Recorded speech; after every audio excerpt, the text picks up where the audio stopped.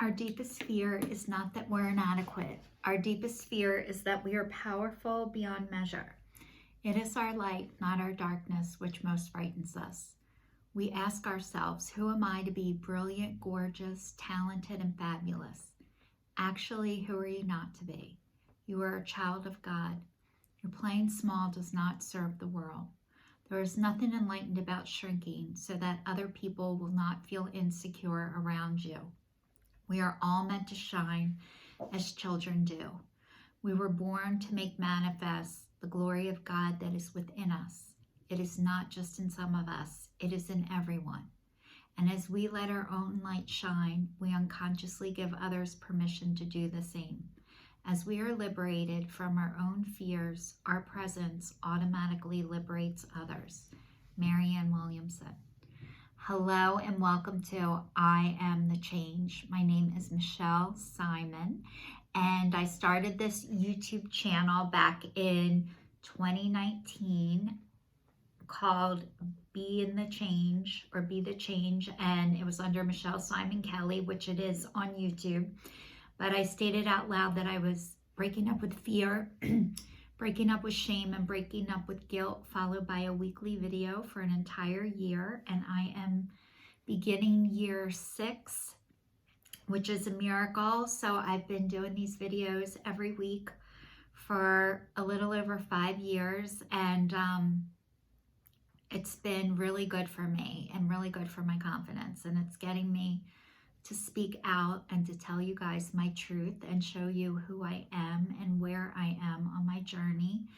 And I've had other New Year's resolutions ever since then. And if you want to know what they are on YouTube, they're on Instagram, and they're on Facebook under I Am the Change, Michelle Simon Kelly. I had to think for a minute. So anyway, you guys, I started this year off saying I'm working on forgiveness of myself and others. And a lot of that is attached to shame, which I didn't know. And shame stands for should have already mastered everything. So it's like feeling the shame that I should know how to do things. However, I was never taught. So feeling guilt and shame for things that no one ever showed me how to do, and then expecting myself to know what that is anyway. And really, it's impossible to expect yourself to know something that nobody ever taught you unless you have a miracle that just something just comes to you like that. There are gifts like that. For me, I've had to work at every one of those, and whatever my gifts are, I've had to fine-tune them. So I remember when I was younger, I always wanted to be a hairdresser. I could not wait to be a hairdresser. And when I got to beauty school, I could not even put a roller in somebody's hair. And I thought, my God, if I'm going to do this, I should be good at it. But I couldn't be good at it because no one ever showed me how, and I didn't learn yet. And that's why you go to school, to learn. So, but a lot of the stuff that I have learned, there isn't a school for. It's called life, and that's what I've been studying, is learning to get to know myself and experiences that I've been through in life, and being able to share them with all of you is a really big deal. I was telling you guys last week that my dad has been sick, and I didn't talk to my dad for over 10 years. And my brother called me in December and said, Michelle, I think you should call our dad because he's not doing good. And I was able to do that. And I said, I'm working on forgiveness, but I've been working on it for a really long time. And I was so hurt and so wounded, and I couldn't say anything. So part of my pattern, part of me looking at myself, usually I get mad, I get silent, and then I go away. And I think, you should know what you did. And if you don't know what you did, I'm not going to tell you. And if you don't know, how are you not going to do it anymore? So we should just sever all ties. And then I would X people off my list. And my list was growing and growing and growing. And it happened to my dad did things that I didn't like, and I was so hurt. I couldn't tell him what they were. So anyway, we have a relationship. We're talking, which is great. He is in Texas. He was living in Hawaii. He went to Texas, and my brother was helping him get medical treatment because in Hawaii, it's really, really hard. There's not a whole lot of options. And him and his wife, Betty, knew if they ever got sick, they would have to come back to the mainland, which is the U.S., to get medical. So unfortunately, my dad had a heart attack a couple weeks ago, and he's been in the hospital. And he was in the hospital for it would be 3 weeks tomorrow, but he just got out and got approved to go into, and I told you guys last week, he was going into like a nursing/rehab center and to get better, but it wasn't getting approved. It got denied. And what we were able to do, actually, my sister Jackie was able to get my dad approved to get him into a place.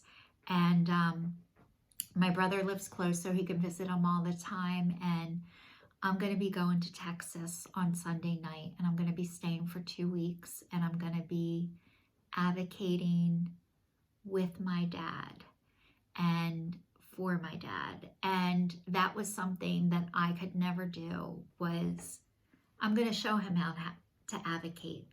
I'm not going to do it for him, but I'm going to be there to help him advocate for himself. And which is, it's so easy to advocate for strangers, for your kids, for other people, but when it came to myself, I could never advocate for myself. I would feel guilty and I would feel bad speaking up to people. I would talk about you to every single person I knew, but I would never go to you and say this isn't right, or I need something else, or this isn't working for me. And over the years, I've had to advocate for myself, especially with my medical issues. And you can say, God, Michelle's been to so many doctors. I have like a stack. Like it looks like I'm the problem. Instead of saying, wow, there must be a really lot of disconnected doctors out there, and that she's had to go a lot of places, so there must be something really wrong. Instead of saying, Michelle's really picky, you can't please her, she's never happy. And that's what I used to believe about myself, but it wasn't true. So I've learned not to go to people who cannot hear me. And a lot of people, unfortunately, cannot hear, but I don't get mad anymore. I realize I used to be like that too. There were people I didn't hear and I couldn't hear. And it wasn't intentional, and I wasn't trying to hurt or harm them, but I just wasn't there for whatever reason at that time. So one of the reasons why I decided to go to Texas is, first, I haven't seen my dad in over 10 years. So it'll be a great opportunity to see him. And not only that, the place where he's going, it has 3 stars on the internet. And a lot of people have complained I wouldn't send my worst enemy here. And they have 18 patients to 1 nurse, which is a lot. Like 18 not well people to 1 person, which is huge. So instead of going down there and hoping to catch them off guard doing something wrong, I can go down there and be like, what can I do to help support you? Or what can I do? Nobody's ever going to treat your family member like their family member. It's just not the way that it is. And to expect other people to do this or be able to do this is just not fair, and it's not right. And I used to be that person that would complain online and tell you what they did and never do anything about it. So this way I'm able to advocate, which is huge. And it's not out of a, I'm waiting to catch you, or I don't say anything and I just complain about it online and to every person I know, except for the people. I'm going to be able to go there and participate in his care and recovery. And I'm also going to be able to take care of myself. And that was another huge thing. And my brother's allowing me to stay at his house for 13 days, which, you know what they say, starts to stink after 3 days. Fish and family. And he's allowing me to stay there for 13 days and is going to help me with the car so I can get back and forth to see my dad, which is awesome. So it's really nice that our family is coming together to help during this time. And hopefully my dad's going to get better. And I just want to see him have some dignity and some grace. And that's what I would hope somebody would be able to do for me. But I've now learned I really don't need anybody to do that for me. I can do it for myself now, and it's taken a really long time, and I have to practice at it every single day.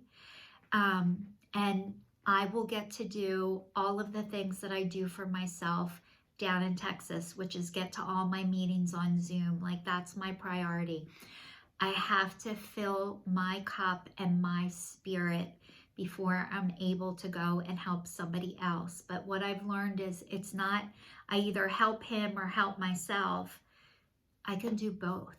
And I never knew you could do both. I thought either I help you and cancel my shit, or, and I'm resentful usually when I do that. I'm mad. Do you know what I had to do in order to help you?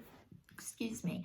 And people don't want you around if you don't want to be there. I don't want people around who don't want to be there, but I really want to be there, and I'm able to be there, and I'm able to do all the things that I need to do for myself at the same time. So this is your sign signing off. Thank you everyone for watching. Please stay safe, stay tuned, and I'll see you all next week. Oh, P.S. I forgot to tell you guys one thing. Last week in my video, I called it faking it, and a lot of people, I think they thought I was talking about an orgasm, but all I can tell you is do not fake that. You'll be sorry. All right. This is your sign signing off.